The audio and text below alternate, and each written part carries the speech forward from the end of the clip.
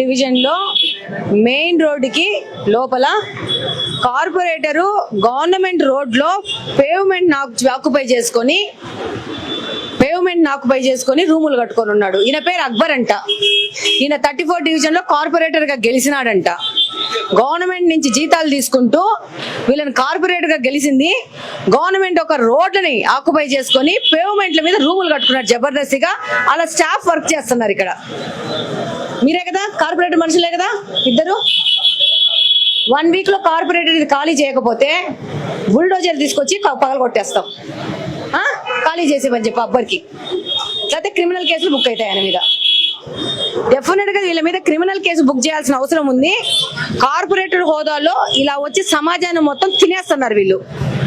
చిన్నోళ్ళు బీదోళ్ళు ఎక్కడన్నా వాళ్ళకున్న సొంత స్థలాల్లో ఇల్లులు కట్టుకుంటే ఏమాత్రమైన డీవియేషన్స్ పోతే రోడ్డు వచ్చి వాళ్ళ ఇళ్లను కూల్చేస్తారు.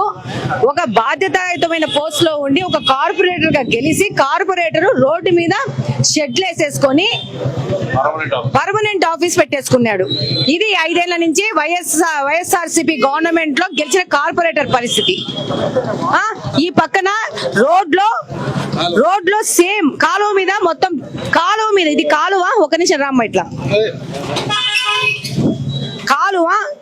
కాలువను మూసేసేసి కాలువ పక్కన ఉన్న పేవ్మెంట్ మీద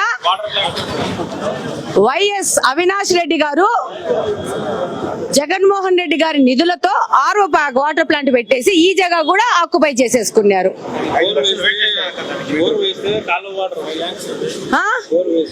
ఇలా ప్రజాధనం దుర్వినియోగం చేయడం ఒక విషయము. అసలు రోడ్లను ఆక్యుపై చేసే హక్కు ఎవరు ఇచ్చినారు వీళ్ళకి?